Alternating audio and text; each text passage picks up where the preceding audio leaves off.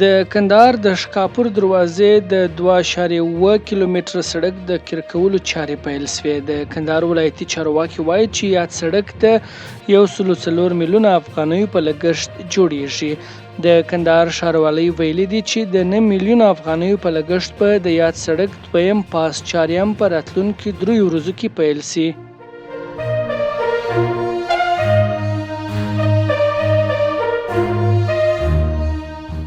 هرات کې د سوي زلزلې له امله د ټپیانو د درملنې لپاره د دغه ولایت کې له ټولو ښځینه ډاکټرانو غوښتنه شوې چې د یاد ولایت حوزوي روغتون ته ورسي.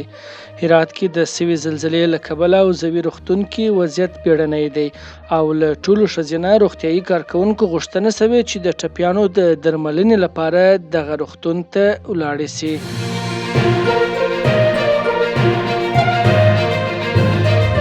د حکومت د اطلاعاتو او رسنیو مرکز مشر وایي چې په هرات کې د پرونۍ زلزلې له امله نږدې 1000 تنه مړه شوي دي او تر 2000 پورې ټپیان شوي دي. نوموړي وایي چې د ژغورنې عملیات لا هم دوام لري او ښایي د قربانیانو شمیر نور هم لوړ شي.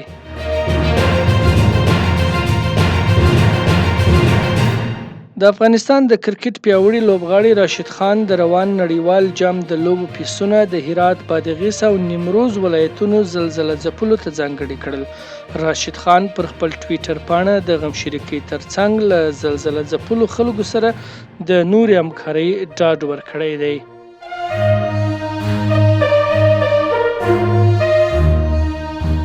د صنعت او سوداګرۍ وزارت کابل ته د خراسان رضوي ولایت والي سردار یعقوب علي نظري په مشرۍ د ایران د 50 کسیز پلاوي او سوداګرو او پانګوالو له 3 ورځني سفر خبر ورکړی دی. د دغه 3 ورځني سفر موخه چې د صنعت او سوداګرۍ د سرپرست وزیر په بلنه ترسره شوی په افغانستان کې د پانګونې د فرصتونو څیړنه او د دواړو هیوادونو ترمنځ د سوداګریزو، اقتصادي او ترانزیتي همکاریو پیاوړتیا ده.